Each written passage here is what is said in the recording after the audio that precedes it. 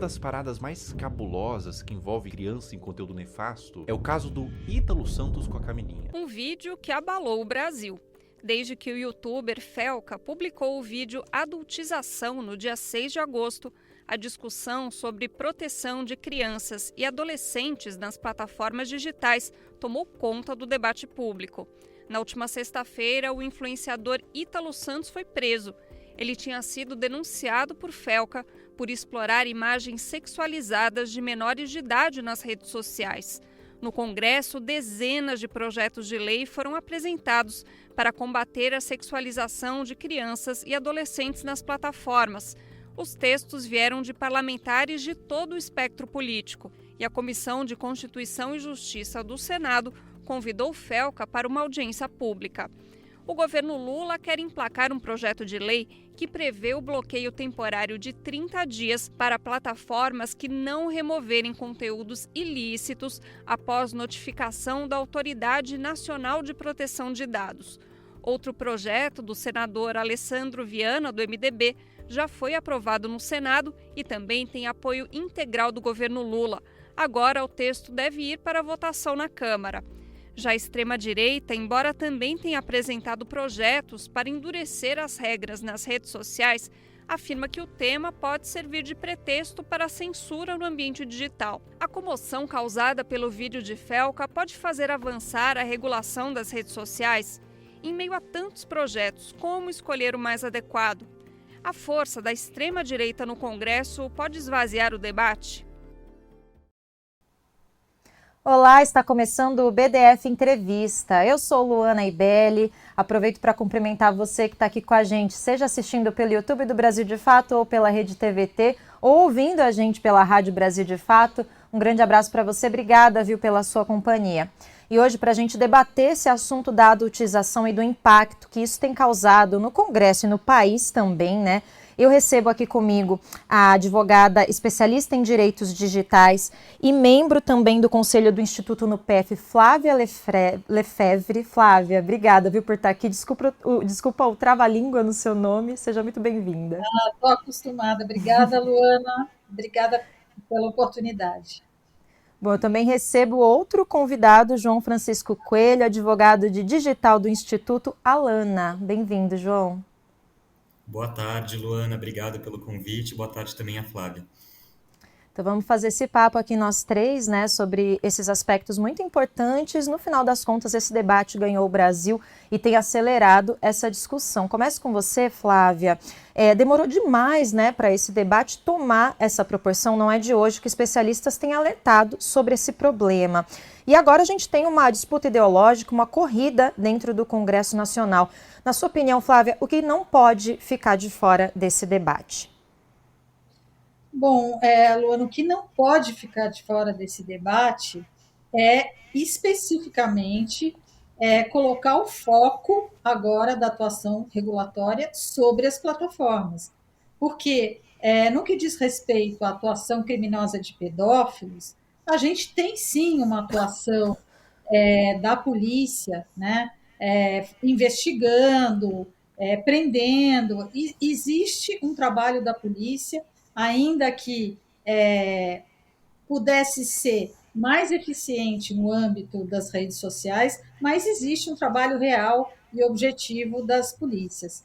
Existe uma preocupação de pais, de entidades voltadas para discutir educação, também com relação a informar os pais dos perigos de expor seus filhos nas redes em idades muito tenras, né? Crianças de 13, crianças de 5, dar acesso a redes sociais, etc. Mas o que a gente precisa mesmo é ter uma atuação de enforcement sobre os algoritmos, os sistemas algorítmicos das redes sociais, que são os mecanismos que viabilizam uma ampliação do alcance desses conteúdos inadequados, e a gente está precisando de uma lei de regulação de plataformas como um todo, mas nesse caso específico, uma lei sobre o design de funcionamento dos sistemas das redes sociais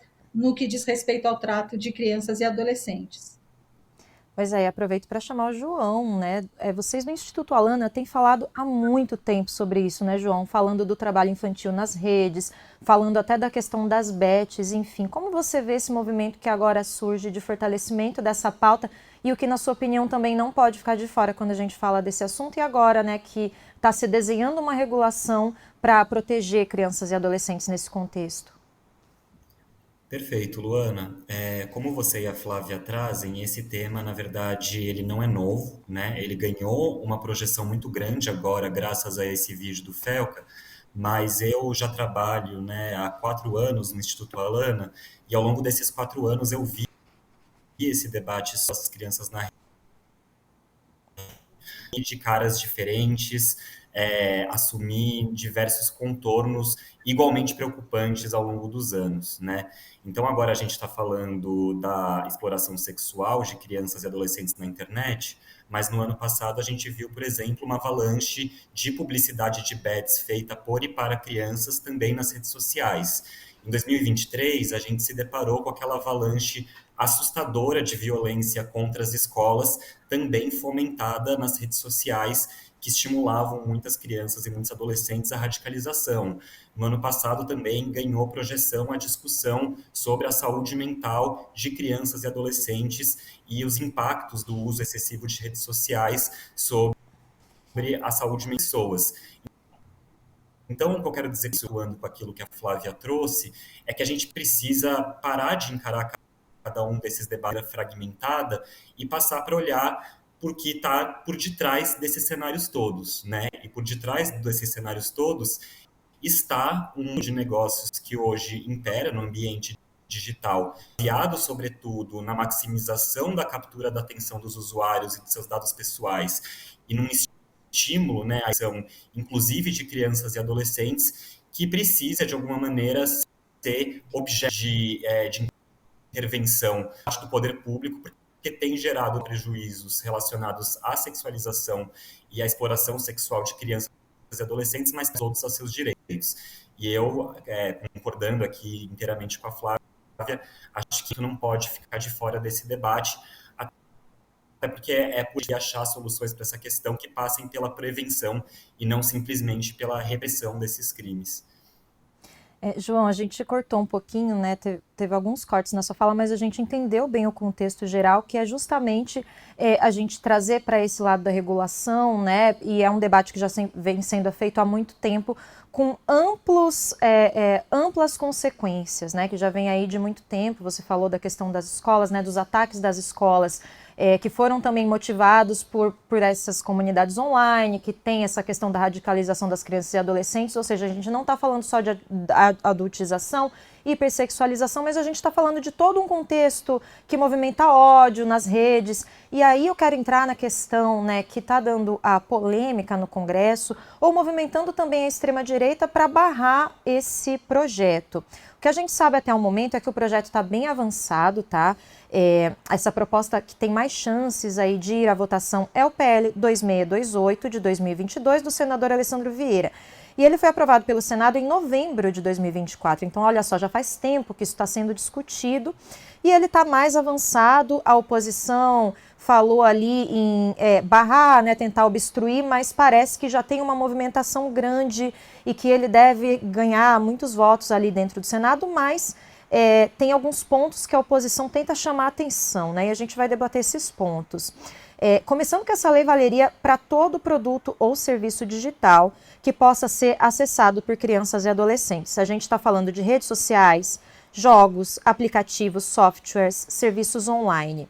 Ele segue o ECA, tá? Como base legal, fundamental falar do ECA, né? Quando a gente fala dos direitos das crianças e adolescentes. Esse projeto também prevê controle parental, proteção de dados, filtros de conteúdo, regras para publicidade, entre outros detalhes. E o descumprimento pode gerar punições que vão desde advertência, multa de até 50 milhões de reais e até suspensão ou proibição das atividades da plataforma. Atenção aqui, né, para essa suspensão ou proibição.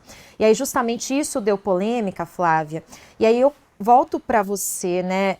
A extrema-direita ela vem com a questão da censura, que esse projeto pode gerar censura.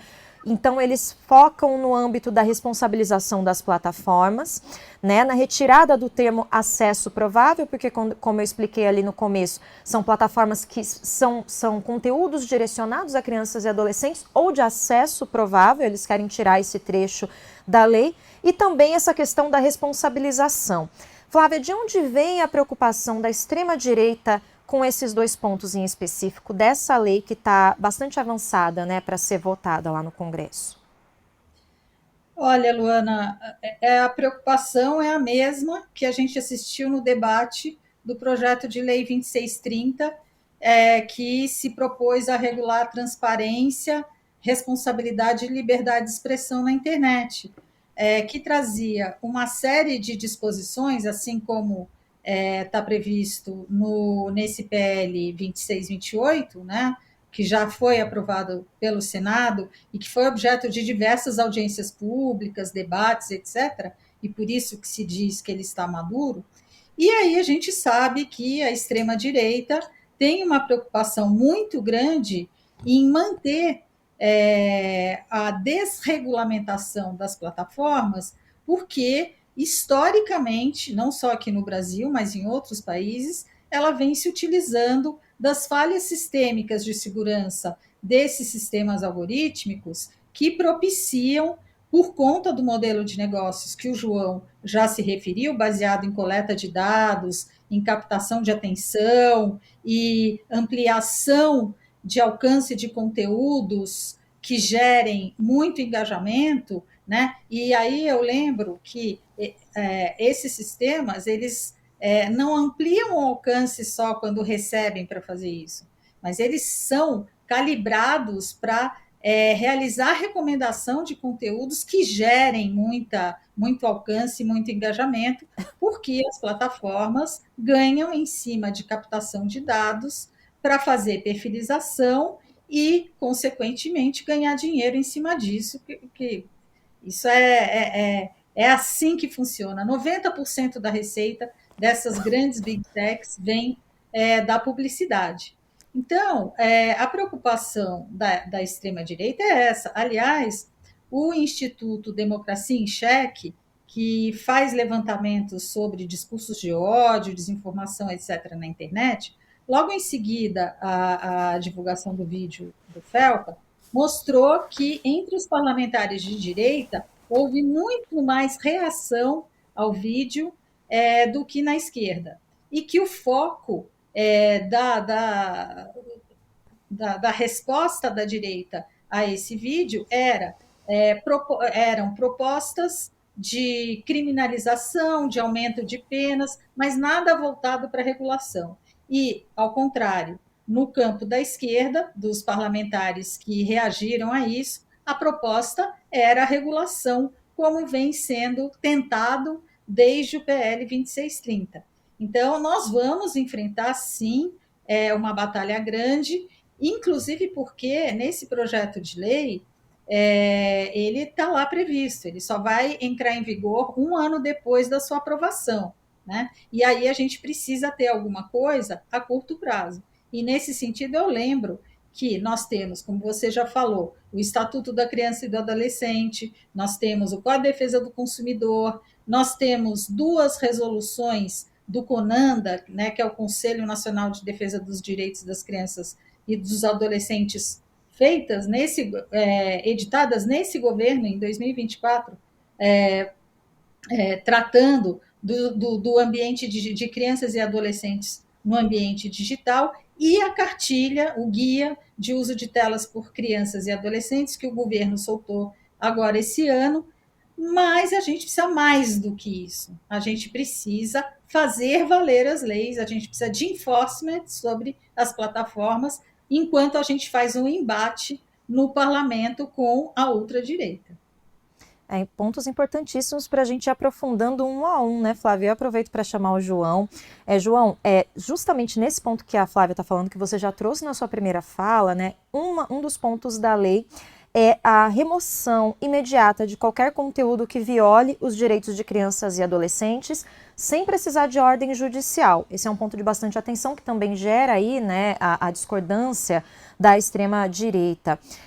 E como vocês falaram, como você falou na sua fala, existe um modelo de negócio, né, você, tanto a Flávia, existe esse modelo de negócios em que quanto mais o conteúdo fica rodando ali, mais a plataforma monetiza, mais ela chama a atenção das pessoas. Então, de certa forma, dentro do modelo de negócio, de certa forma não, né, é assim que funciona.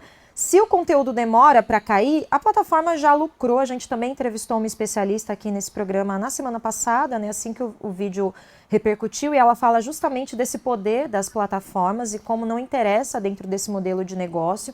E aí eu te pergunto, João, esse aspecto, nesse ponto, né, da lei, desse PL, de remover totalmente os conteúdos, mesmo sem ordem judicial, ele é um ponto importante, a gente precisa defender esse ponto. Como você avalia isso dentro desse modelo de negócios, né, que continua lucrando com esses conteúdos aí online, mesmo que isso signifique expor crianças e adolescentes?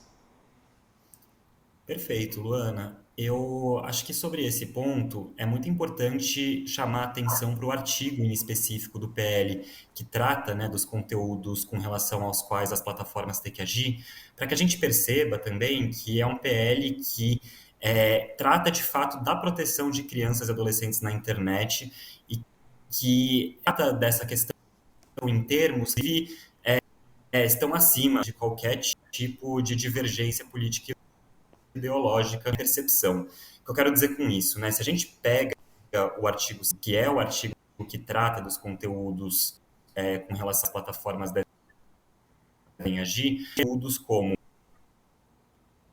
exploração, violência física, intimidação sistemática virtual e assédio, promoção e comercialização de jogos de azar, as bets, né?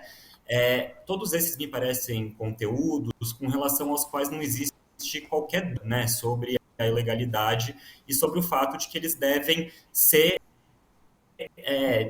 crianças, né? E então eu acho que o discurso da censura ele é bastante desconectado, na verdade, do texto que está posto para ser votado pela Câmara, né?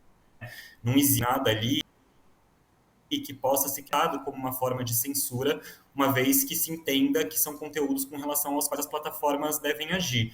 Ou a gente vai falar você impedir conteúdos, por exemplo, né, de abuso, exploração sexual, configuraria uma forma de censura. Isso me parece absolutamente irrazoável, né? Então, eu acho que o ponto central do PL hoje as plataformas acabam muitas vezes deixando de agir sobre conteúdos flagrantemente ilegais, mesmo depois que tem ciência inequívoca a respeito deles, né? Então, para retomar um outro exemplo, né, que eu até trouxe na minha primeira fala, o Instituto Alana denunciou no ano passado, né, para o próprio Instagram, crianças e adolescentes que estavam realizando publicidade de bets, né, para outras crianças. E o retorno do Instagram foi no sentido de que aqueles conteúdos não violariam as políticas da plataforma e, portanto, não seriam removidos, né? O vídeo do Felca mostrou também com bastante clareza que nessa busca, né, a todo custo pelo engajamento, o próprio Instagram estava fazendo com que conteúdos de adultização, de exploração sexual de crianças chegassem a outros adultos mal intencionados e permitissem, inclusive, que eles criassem uma rede ali nos comentários, né, desses conteúdos. Então, é sobre essas situações que o PL está obrigando as plataformas a agirem, né? Me parece ser muito irresponsável, né, a gente articular um discurso de que isso seria alguma forma de censura, porque a gente está falando de conteúdos que são absolutamente ilegais. E eu acho que isso precisa ficar no debate público, né? Assim, não existe dúvidas acerca da ilegalidade e da necessidade da gente coibir aquilo que o PL elenca. E parece que dentro dessa justificativa, né, parece que se a gente puder garantir alguns tipos de crimes que interessam a certos setores da sociedade, outros podem passar também na porteira, né? Então vamos permitir os crimes de ameaça ao Estado democrático de direito. E aí, se nessa porteira passar também a exploração de crianças e adolescentes, tudo bem. É isso, essa impressão que passa, né? Essa mobilização aí da extrema-direita. E aí, Flávio, eu te pergunto isso, né? Esse projeto tem sido visto como um termômetro para esse debate sobre regulação, né? Então, se esses conteúdos que estimulam crimes contra crianças podem ser retirados, né, sem ordem judicial. Isso pode valer também, talvez, né, eles se perguntam, pode valer também para crimes que ameaçam o Estado Democrático de Direito, que foi justamente toda a discussão da PL das fake news, né, enfim, entre outras que a gente vem tendo aí há muito tempo. E aí eu te pergunto, qual é a relação desse debate com esse mais amplo, né? Realmente a gente pode pensar numa internet que ela seja segura para as crianças, mas também para a democracia. Esses debates não estão, né, separados, não são coisas diferentes. A gente está falando de debates que fazem parte da garantia dos direitos de todos nós. Então, eu queria que você conectasse esses temas, né? Eles têm, de fato, conexão. E essa tentativa também da extrema-direita de separar totalmente as coisas. A gente aceita também cuidar das crianças, salvem as crianças, mas salvar a democracia também a gente não está muito interessado. Salvar a democracia é salvar as crianças também, né? E eu entendo, né?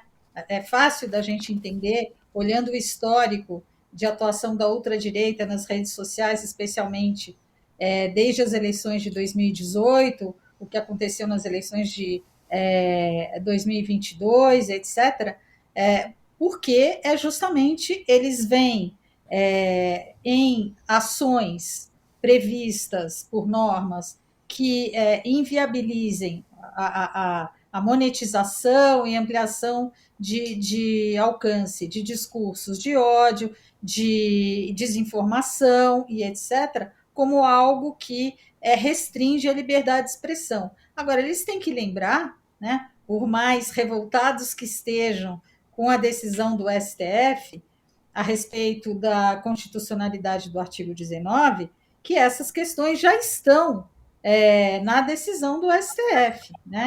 Então, quando o STF garantiu a constitucionalidade parcial do artigo 19 e incluiu no artigo 21 do Marco Civil da Internet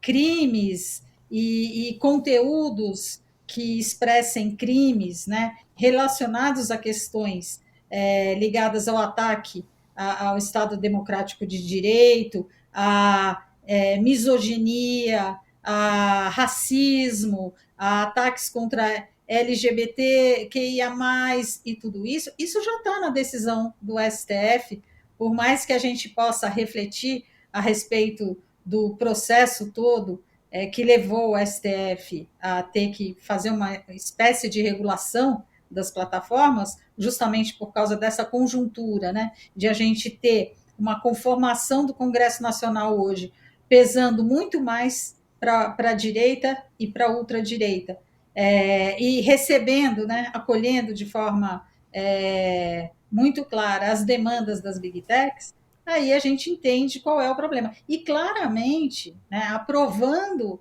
esse projeto do senador Alessandro Vieira, a partir do momento, né, em que se apliquem as disposições que estão ali, por exemplo, né, não se poder coletar dados comportamentais para fazer perfilamento, para induzir crianças ao consumo. Né? A gente não está falando aqui só de erotização, de sexualização das crianças, a gente está falando de mais. O que acontece, né, os conteúdos que são disponibilizados para as crianças, né, são muito mais do que essa história da exploração sexual dessas crianças. A gente tem, isso vai criar um efeito reflexo, né, para o funcionamento dessas redes, inclusive porque o PL também estabelece que deve haver um desenvolvimento, né, no desenho dos sistemas computacionais que operam para disponibilizar serviços e produtos para as crianças na internet. Então, é lógico que isso traz um reflexo, sim, para o funcionamento dessas redes sociais como um todo, mas não é por isso que, para preservar o interesse de lucro das plataformas e o interesse privado de partidos políticos de direita, que a gente vai desassistir as crianças e os adolescentes, né? Boa, Flávia. E aí, João, a Flávia tocou nesse ponto também de publicidade, né? Queria entrar justamente nesse assunto. O PL 2628, ele amplia a proteção, né, contra a publicidade infantil, e aí vou contextualizar aqui as pessoas sobre o que está previsto, né? Proibindo anúncios que usem linguagem infantil, trilhas sonoras, personagens, celebridades, bonecos, competições ou brindes para atrair crianças, e ainda veda as técnicas de perfilamento e análise emocional, que foi justamente o que a Flávia trouxe para a gente agora há pouco. A publicidade infantil ela já é proibida no Brasil há mais de 10 anos pela Resolução 163, né, do CONANDA, que limitou as propagandas nos meios tradicionais. Mas diante dessas mudanças sociais, tecnológicas tão rápidas que a gente teve, né, João? Essa lei antiga, ela tem conseguido proteger as crianças, as plataformas elas têm burlado muito, né? Têm conseguido fazer publicidades ainda muito mais certeiras no meio digital, voltadas à criança. Então também te pergunto, né? Essa nova lei, ou o que a gente pode pensar também de termos de novas leis que possam entrar nessa questão da publicidade infantil, que apesar de proibida, ela continua muito forte nas redes sociais. Essa nova lei, ela traz respostas para isso, ela é o suficiente, né? E o que a gente precisa ter em mente para que as plataformas não burlem tanto as regras e continuem aí atingindo. Lembrando, novamente reforçando, a publicidade infantil já é proibida no Brasil, o que as plataformas digitais têm feito é burlar as regras, né, João? E aí isso não pode mais acontecer. Perfeito, Luana. Eu acho que um ponto muito importante que a Flávia traz nas falas dela é sobre o fato de que no Brasil nós já temos uma série de leis que, inclusive, são bastante protetivas, bastante bem escritas, bastante robustas, mas a gente tem também um desafio de aplicação dessas leis, né? Então, o caso da publicidade infantil me parece um ótimo exemplo dessa questão, porque a gente tem, por um lado, de fato, né, regras já vigentes no Brasil há mais de 10 anos proibindo esse tipo de prática. Por outro lado, a gente tem, sobretudo nesse contexto, né, de proliferação das redes sociais, muitos desafios na aplicação efetiva dessa lei, porque o volume de publicidade que circula na internet acaba sendo tão grande e a forma como ela chega nas pessoas acaba sendo tão fragmentada que a atuação dos órgãos do sistema de proteção ao consumidor, dos órgãos de proteção à infância, acaba ficando bastante dificultada, né? E é nesse sentido que muitas dessas disposições do PL 2628 ajudam a fazer frente também a esses abusos da publicidade direcionada a crianças e adolescentes no ambiente digital. Em primeiro lugar, como a gente está falando aqui, obrigando essas plataformas a considerarem os direitos dessas pessoas, desde o design dos seus produtos e serviços, e adequarem esses serviços para que eles gerem menos riscos às crianças e adolescentes que são usuários deles, né? Então, práticas que hoje são, digamos assim, toleradas pelas plataformas, mas que já são incompatíveis com a legislação, de acordo com o PL 2628, teriam que ser coibidas por elas próprias, inclusive com a apresentação de relatórios de transparência, para, inclusive, ajudar, né, nessa fiscalização de um ambiente que é tão difícil de ser monitorado por inteiro. Então, esse é um primeiro ponto.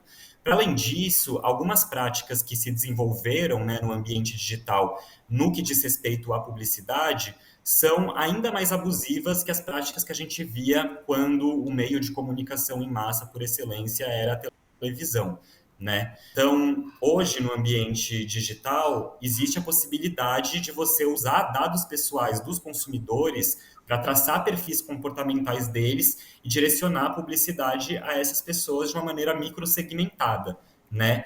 E isso acaba dando à publicidade uma possibilidade muito maior de explorar as vulnerabilidades não só de crianças, mas também de adolescentes, né?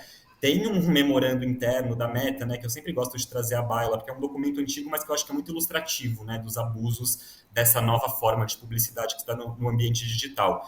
É um documento de 2017, feito pela Meta, né, na época chamava Facebook ainda, para empresas anunciantes, no qual a empresa dizia ser capaz de direcionar publicidades para adolescentes no exato momento em que eles estavam se sentindo mal, se sentindo com autoestima baixa, se sentindo em necessidade de algum tipo de validação. E isso era apresentado de uma maneira positiva pela empresa como algo que ela conseguia fazer a partir dessa análise de dados. Então, o PL 2628 ao o uso de dados pessoais de crianças e adolescentes para fins de publicidade está coibindo justamente essas novas práticas que se desenvolveram no ambiente digital e que, apesar, né, de a gente poder considerar, inclusive, incompatíveis com o Código de Defesa do Consumidor, com a legislação de proteção à infância, não tinham uma regulação expressa e clara no nosso ordenamento jurídico da forma como esse PL está trazendo agora, em consonância, inclusive, com referências, né, como, por exemplo, o comentário geral número 25 do Comitê dos Direitos da Criança da ONU, que diz da forma como a Convenção sobre os Direitos da Criança deve ser aplicada pelos Estados-membros com relação ao ambiente digital. Então, de fato, né, também nesse tema da publicidade, esse PL traz inovações e atualizações muito importantes para essa disciplina que continua valendo, mas que estava, de fato, defasada diante, né, dessas alterações trazidas pelo ambiente digital. Pois é, e aí eu queria voltar aqui para a Flávia. Vocês dois falaram, né, justamente sobre a necessidade das leis serem aplicadas. A gente tem muitas leis, tentativas de leis que atualizem, né, para que a gente caminhe numa direção que a gente precisa caminhar. E aí, Flávia, você tem falado muito da ineficiência dos órgãos públicos, né? Essa lei, o PL, ele determina mecanismos de denúncia para que seja encaminhado para o Ministério Público, para os órgãos competentes que abram investigação e possam punir, né, tomar as providências. E uma das coisas que você tem falado é que tem ocorrido muita omissão. E aí, nesse sentido, por mais que tenham mecanismos de denúncia, se os órgãos competentes não agem, fica difícil também, né, a gente avançar nas leis. Então, queria também te ouvir sobre esse aspecto e o que a gente precisa prestar atenção. Como que os órgãos podem ser cobrados daqui para frente? A gente já vai ter uma lei, né, que determina que a gente vai denunciar e vai encaminhar para o MP, mas a partir daí, o que acontece e como cobrar, né, para que as autoridades competentes realmente façam o seu trabalho? Então, Luana, nós temos, né, por exemplo, o Código de Defesa do Consumidor tem lá uma disposição expressa sobre publicidade enganosa, publicidade abusiva. Nós temos algumas resoluções do CONANDA, né, como eu disse aqui, tratando dessas questões, resoluções editadas no ano passado. Nós temos o Estatuto da Criança e do Adolescente e nós temos uma previsão, né, no decreto que estabelece o Sistema Nacional de Defesa do Consumidor, a possibilidade da Secretaria Nacional do Consumidor. Nós temos agora também no Ministério da Justiça a Secretaria de Direitos Digitais, e temos na Presidência da República, dentro da SECOM, a Secretaria de Políticas Digitais, que poderiam estar atuando de uma forma mais preventiva, ao invés da gente ficar esperando as denúncias. O que seria isso? Chamar essas empresas para adequarem os seus termos de serviço, as suas, como eles chamam, políticas da comunidade, adequar esses documentos, né, que são definidos com base em critérios que interessam a eles, o interesse, especialmente o interesse de lucro, né, adequar a legislação brasileira. Por exemplo, com relação à publicidade, né, com relação a se garantir que se respeite, se criem mecanismos, que aliás é algo que está previsto no PL 28 também, mecanismos eficientes de garantir que quem está entrando na rede social mostre que realmente tem aquela idade definida para acessar aquele tipo de serviço, enfim, adequar, mostrar, garantir que não se vai viabilizar a ampliação de conteúdos inadequados, né, para as crianças de uma forma geral, né?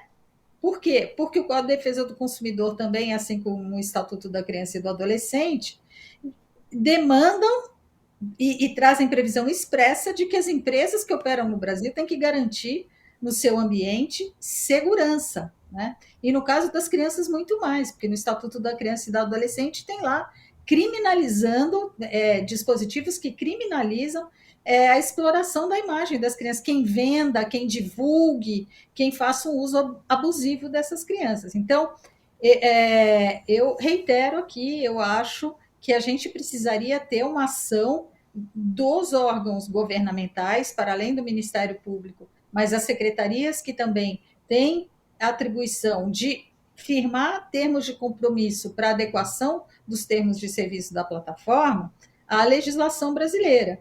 E, como o João disse, é lógico que isso não é suficiente, né? Por quê? Porque a gente precisa de uma lei específica que abra a possibilidade de a gente ter governança sobre a atuação algorítmica dessas plataformas. E essas nossas leis, apesar de protegerem a segurança, a criança e o adolescente, elas não trazem mecanismos específicos, como tem previsto no PL 2628, de governança sobre os algoritmos. E é isso que e por isso a gente precisa desta lei e de outras que regulem de uma forma geral as plataformas, porque não são só as crianças, como você já colocou, que estão sofrendo prejuízos em larga escala. O sistema político brasileiro, a nossa soberania como um todo, está sob ataque e sob os efeitos das práticas abusivas dessas plataformas. Pois é, mais uma vez, né, um debate que abre muitas portas para a gente falar da regulação, né, que tem sido tão adiada aí no nosso país. Mas, João, muito se fala também da responsabilização de pais, né, dos adultos, dos responsáveis. Na verdade, tentou-se colocar muito foco da discussão nisso e acredito que, de uma forma positiva, né, olhando por um lado positivo, o debate de regulação tem ganhado muito foco, o que é ótimo, né, para quem está falando do que importa para a gente acabar com esse problema. E aí, nesse sentido, mas, claro, a gente não pode deixar de lado também a responsabilidade dos adultos, né, nisso tudo, e aí você trabalhando, né, com os direitos das crianças, num instituto que também educa muito, como juntar esses dois âmbitos, né, e até que ponto também vai a ação de pais e responsáveis num contexto que ainda precisa se regular as plataformas, não é tirar a responsabilidade de pais e responsáveis, mas como a gente une essas duas discussões, né, não deixando nada de fora e falando de tudo que importa aí para a gente realmente avançar nessa questão. Perfeito, Luana. Eu acho que você disse tudo, né? O fato de a gente discutir a responsabilização das plataformas, do setor empresarial pela proteção de crianças e adolescentes, não significa que a gente está isentando as mães, pais, famílias responsáveis pelo cuidado com as suas crianças também. Inclusive, né, o próprio PL 2628 também reforça essa responsabilidade parental, né, e diz que as disposições relacionadas à responsabilidade das empresas não excluem essa participação e essa responsabilidade das famílias pelo cuidado e pela proteção das suas crianças, né? Essa responsabilidade compartilhada que passa, né, pelo Estado, pelas famílias e por toda a sociedade, incluindo o setor empresarial, está na Constituição Federal, no artigo 227. Então, não se trata aqui, né, como às vezes a gente vê sendo pautado no debate público, da gente agir como se as famílias não tivessem responsabilidade pelos seus filhos, né? Trata-se isso sim de reconhecer que as famílias sozinhas não vão dar conta, né, de proteger as crianças de todos os riscos que são criados pelo ambiente digital, sobretudo quando o ambiente digital é estruturado a partir de uma lógica que por si só cria uma série de riscos, né, como a gente está discutindo aqui, e de então redistribuir essa responsabilidade entre os diversos atores da sociedade, né?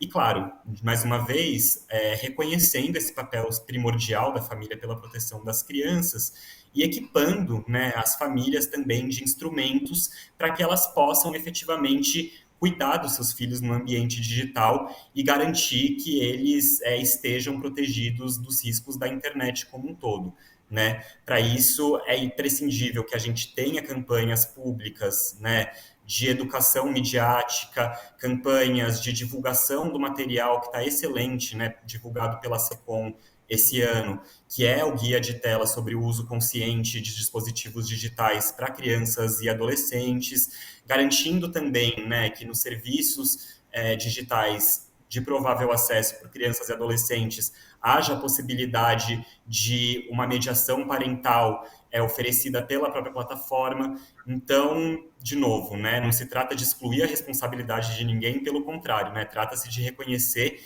que esse cuidado com as crianças é de todos nós, a responsabilidade é de todos nós, então todos nós, toda a sociedade tem que ser chamada a essa mesa e estar junto, né, nessa missão de garantir a proteção integral dessa população vulnerável. É importante, né, João, você trazer, até recomendo e reforça aí esse convite, né, porque esse guia de uso de telas e dispositivos móveis feito pelo governo federal, para quem está se perguntando, né, mas o que eu posso fazer enquanto a regulação não chega, ele tem muitas dicas práticas, a gente usou muito aqui para estudar, né, aqui para essas entrevistas que a gente tem feito sobre o tema, e ele é muito útil para ajudar pais, responsáveis também, no que cabe nesse âmbito individual. Então, deixa o reforço também para que pode procurar no Google que você acha esse guia muito detalhado.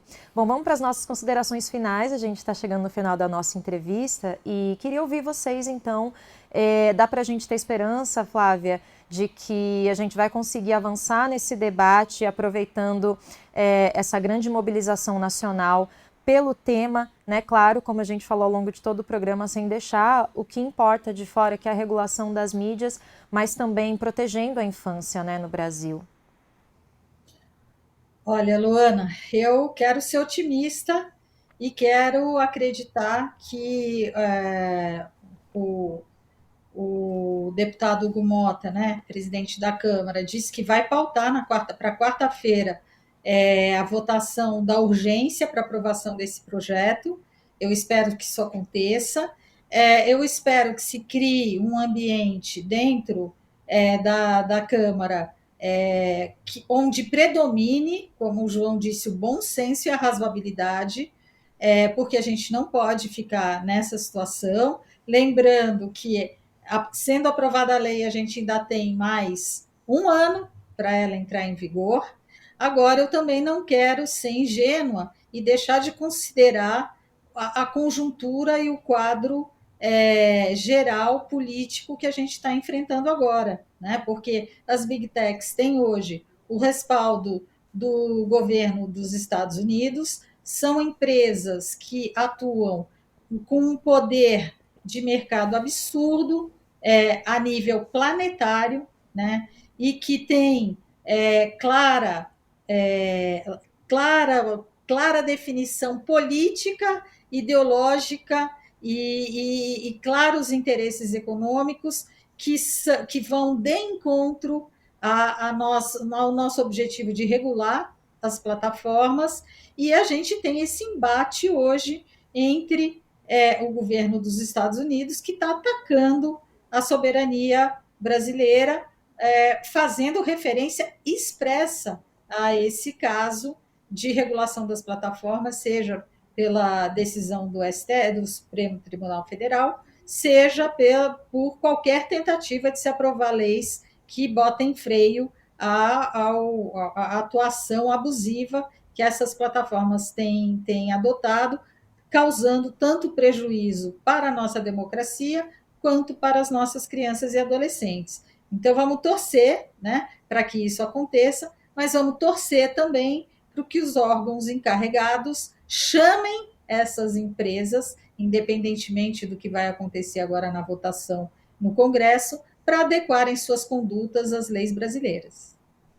Pois é, e aí, João, essa lei seria só um primeiro passo, né, de muitos que a gente precisaria dar para realmente proteger a infância num contexto tão difícil como é o contexto atual, de, enfim, big techs, redes sociais presentes o tempo inteiro na nossa vida, não só das crianças, né, dos adultos também. Então as crianças são consequências, porque também são seres autônomos que vivem os mesmos dilemas que nós vivemos.